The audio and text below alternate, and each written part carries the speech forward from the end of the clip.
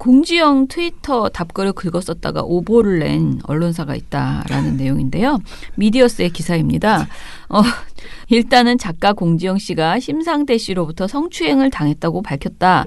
미투와 연속선상에 있는 폭로로 판단되는데 공 작가 폭로에서 사실과 다른 부분이 있었고 이를 확인하지 않은 한 언론은 오보를 냈다라는 것인데요. 그러니까 미투 자체를 오보를 낸 건 아니고 이 사람에 대해서 심상대 씨라는 사람에 대해서 지금 심상대 씨라는 사람이 공 작가가 말하기를 정동영 민주평화당 대표의 보좌관 시절 성추행을 당했다고 트위터에서 말해서 이데일리가 이걸 그대로 기사로 작성을 했는데요. 심 씨는 정 대표의 보좌관을 지낸 사실이 없다라고 합니다. 예, 이데일리는 정동영 의원실을 취재하지 않은 것으로 이렇게 확인된 것이죠. 그래서 정동영 의원실에서 즉각 반박 자료를 냈어요. 심상대 작가는 정동영 대표 보좌관으로 근무한 바 없다. 국회 인사과에서 제출받은 제15대, 16대, 18대, 20대 국회 정동영 의원 보좌진 명단을 확인한 결과 심상대 작가는 보좌진으로 근무한 바가 없다라고 이렇게 밝혔습니다. 확인도 안 하고 그냥 썼다는 거잖아요. 네. 전화 한 통도 안 해보고. 그렇죠. 네. 왜 이렇게까지 하죠? 미쳐서 게을러서. 아니 그 귀찮으니까. 나 미쳐서라고 안 했어요. 아, 그래요? 세상에나.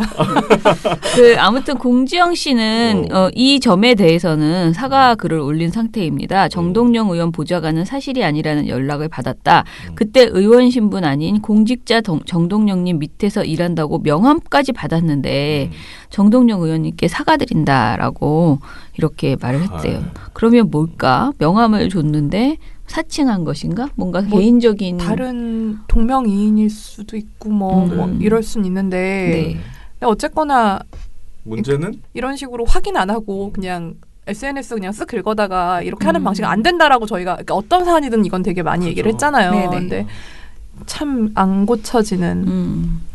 너무 급하게 보도하려고. 아니 이게 무슨 급하게 할 빨리 하려고.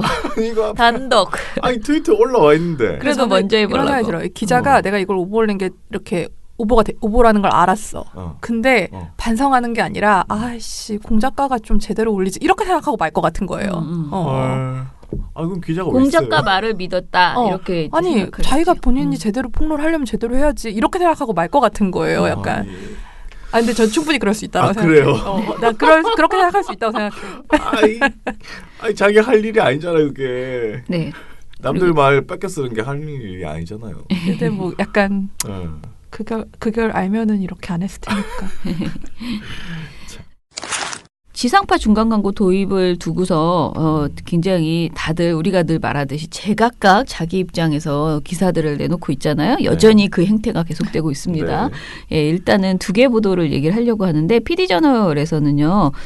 해 넘기는 지상파 중간 광고 도입 한국당 눈치 보기라는 제목의 보도를 내놨어요. 자, 이 보도는 어떤 느낌인가요? 어떤 느낌이냐? 제목이 약간 왜 지상파 빨리 안 해? 예, 그러니까 그런 거지. 빨리 안 하지? 빨리 해야지 정말. 뭐 이런 느낌, 그런 느낌의 지금 보도였습니다. 방통위가 추진하고 있는 지상파 중간 광고 도입이 해를 넘기게 됐다. 자유한국당과 보수 언론의 반발에 방통위가 속도 조절을 하는 게 아니냐는 관측이 나온다라고 했습니다. 참 슬픈 거는 우리 민원연도 사실 반발을 했는데 우리의 반발은 방통위 속도 조절에 전혀 영향을 주지 못하고 왜 하필이면 우리가 자유한국당과 보수 언론과 한편처럼 보이는 이런 상황이 머리가 아프네요.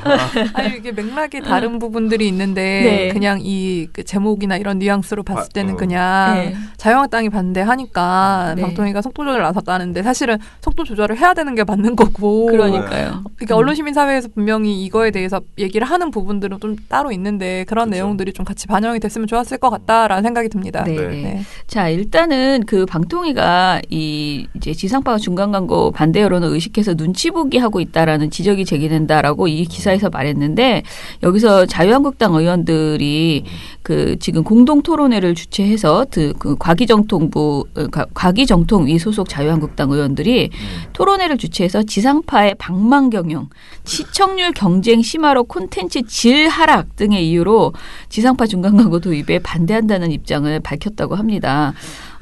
그래서 이제 지상파 관계자가 토론회까지 열고 반대 의견을 피력한 제1야당의 체면을 살려줘야 한다는 의도가 아니겠느냐라고 하면서 이렇게까지 뭔가 입장을 보이고 있으니 자유한국당에서 약간 한 달이라도 쉬었다가는 그런 스탠스를 보이는 거 아니냐 이런 식의 기사예요 이게. 예, 또 다른 기사 요거는 제가 인터뷰를 했기 때문에 알게 됐어요. 사실은 인지하지 못했을 수도 있습니다. 한국일보 기사인데요. 지상파 중간 광고 도입을 두고 논쟁의 불씨가 커진 데는 일관성 없는 방송 정책 탓이 크다라고 하면서 이제 종합 편성 채널과 케이블 채널 등의 성장을 위해서 유료 방송의 중간 광고로 허용하고서는 이후 지상파 방송사의 역차별을 해소한다면서 중간 광고 허용을 추진하는 방통위의 근시안적 정책 방향이 이를 키웠다라고 이렇게 지적을 했습니다. 뭐 그래서 이런저런 우리가 그동안 얘기했던 왜 자꾸 이렇게 시청자만 중간에서 호구처럼 이렇게 손해를 보느냐라는 이야기를 그런 식의 이야기들을 했고요.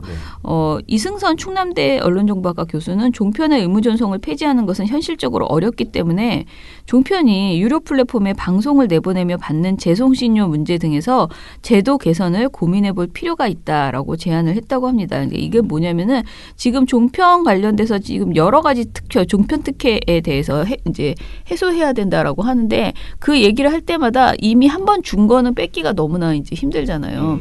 그래서 굉장히 이제 여러 가지 이야기들이 나오고 있는데 그런 대안으로 재송신료에 대한 제도 개선을 뭐 고민해 볼 필요가 있다. 이렇게 얘기를 했나 봐요. 지금 현재 종편 4사는 2012년에서 2015년까지 4년 동안 의무전송의 대가로 1,286억 원을 벌었다고 합니다. 의무전송 채널인 KBS 1과 EBS는 유료 방송 플랫폼에 방송을 내보낼 때 돈을 한 푼도 이 재송신 수수료를 받지 않고 있습니다. 그런데 종편은 이렇게 돈을 많이 받았다라는 거, 요 부분을 이제 요 부분 뺏어오자라는 개념의 주장을 해주셨네요. 네. 자유한국당에서 중간 광고 반대 토론을 했던 23일에 그 미디어스에서 이제 그 관련된 토론 기사를 썼는데 여기서 이때 당시에 발제를 맡았던 중간 광고 이제 도입 반대 이제 자유한국당 입장에 그 반대 입장에 대한 발제를 맡았던 교수가 사실 그 이전에는 중간 광고는 이제 좀 필요하다. 약간 이런 식의 입장들을 예전에는 또 밝혔었어요. 아, 그래요? 예, 그래서 되게 입장이 바뀌었다라는 부분을 지적한 게 있었거든요. 그러니까 왜 이렇게 바뀌는지에 대한 것도 사실은 그러니까 이 논의들이 정치권에서 정말 이런 논의들이나 그래서 정말 안타깝게도 학자들 중에서도 이런 부분들에 대해서 약간 좀 입장들이 이렇게 어떤 논리를 제가 그때는 맞고 지금은 틀리다 뭐 이런 거 아니야? 생각은 변할 수 있긴 한데 그런 정치적인 거죠. 상황이 좀 들어간 것 그러니까 같다. 그런 고민들에 대해서 그러니까 그런 부분들에 대해서도 충분히 좀 고민을 할 필요가 있다라는 생각이 드는 거죠. 네.